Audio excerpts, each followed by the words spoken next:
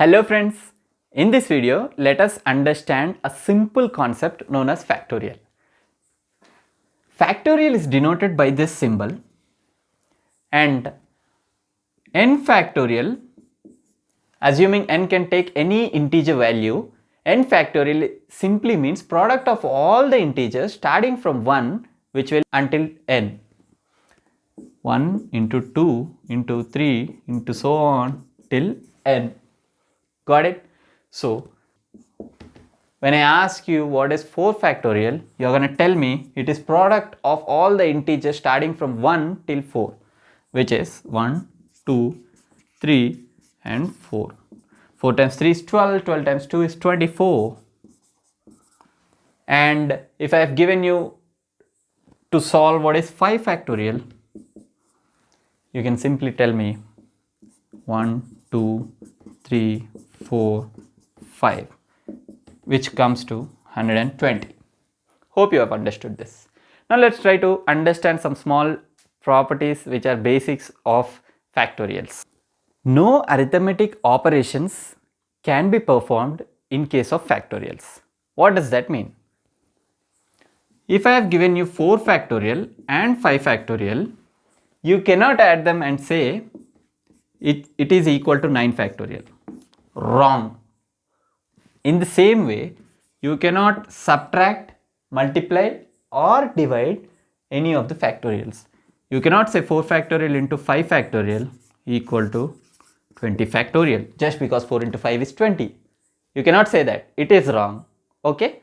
However, 5 factorial can always be expanded. What is 5 factorial? It is simply 1 into 2 into 3 into 4 into 5.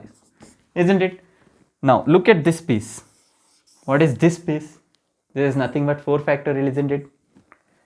I can write this as 4 factorial into 5. Like this you can expand, but you cannot do this. You cannot perform arithmetic operations in case of factorials. Let's solve simple questions on factorials and be master of this factorial. Let's say you've been asked to find out what is 9 factorial by 6 factorial and what is 10 factorial by 7 factorial. Just now I have told you we can expand this 9 factorial. What is 9 factorial? It is nothing but product of all the integers starting from 1 till 9.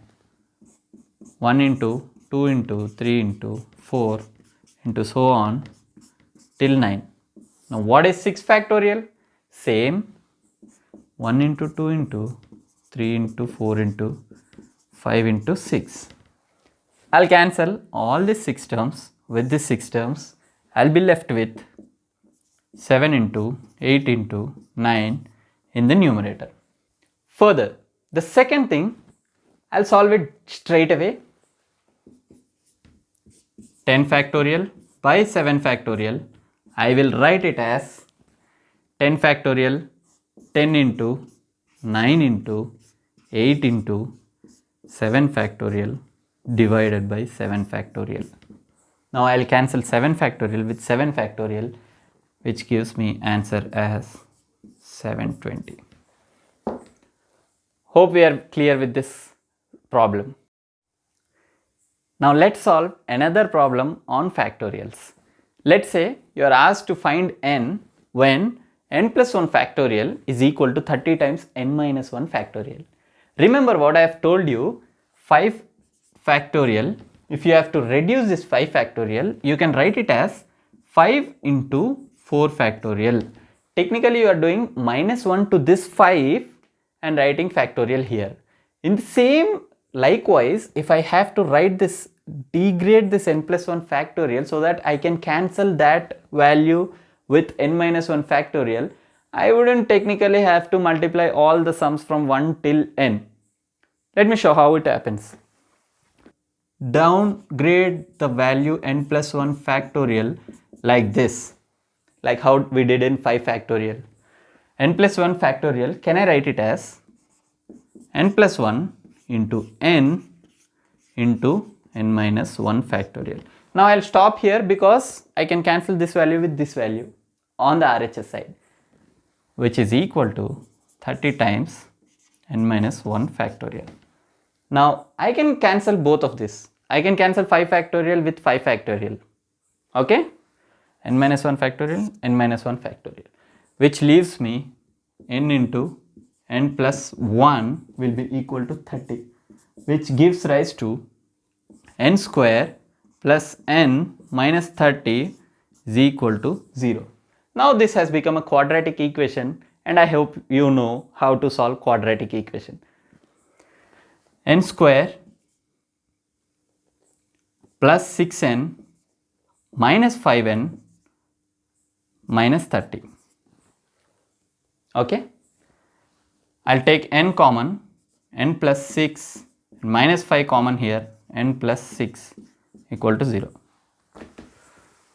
This becomes n minus 5 into n plus 6 is equal to 0. Right?